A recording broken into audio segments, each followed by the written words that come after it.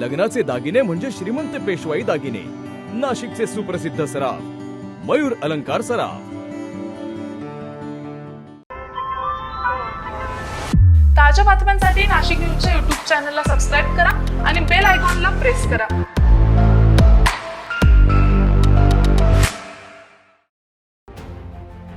नाशिक महानगरपालिकेच्या प्रभाग समिती सभापती निवडणुकीसाठी हालचालींना वेग आलाय। येत्या 30 एप्रिल रोजी ही निवडणूक होणार असून प्रशासनानं वेळापत्रक जाहीर केलंय। नाशिक महानगरपालिकेचे अप्पर आयुक्त तथा निवडणूक निर्णय अधिकारी अजय मोरे यांच्या मार्गदर्शनाखाली ही प्रक्रिया पार पडणार आहे। प्रभागनिहाय वेळापत्रकही जाहीर करण्यात आलंय, तर सकाळपासून संध्याकाळपर्यंत विविध प्रभागांमध्ये निवडणुकीची प्रक्रिया राबवली जाणार आहे।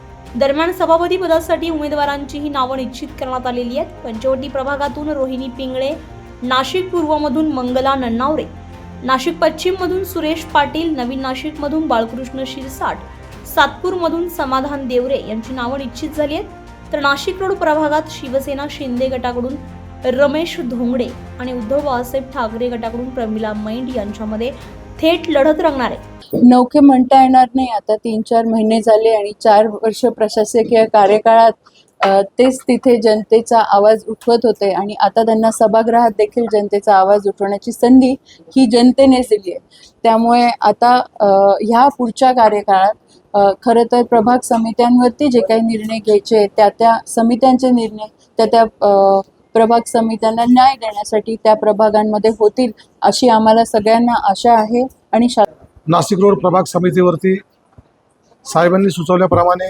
ज्येष्ठ नगरसेवक RD धोंगडे यांचा फॉर्म या ठिकाणी आज प्रभाग सभापती म्हणून त्या ठिकाणी भरण्यात आलेला आहे आणि वरिष्ठांच्या सूचनेनुसार समन्वयानेच 6 प्रभागामध्ये प्रभाग समितीचे उमेदवारांचे फॉर्म या ठिकाणी आज आम्ही भरलेले आहेत आणि नक्कीच येणाऱ्या काळामध्ये वरिष्ठांच्या आदेशाप्रमाणे या ठिकाणी नाशिक महानगरपालिकेमध्ये किंवा जे सूचना येतील त्या सूचनांचं पालन केलं जाईल, आदेशाचा सन्मान ठेवून त्या ठिकाणी काम केलं जाईल आणि हा युती धर्म हा पुढे नेण्याचं काम आम्ही करतो।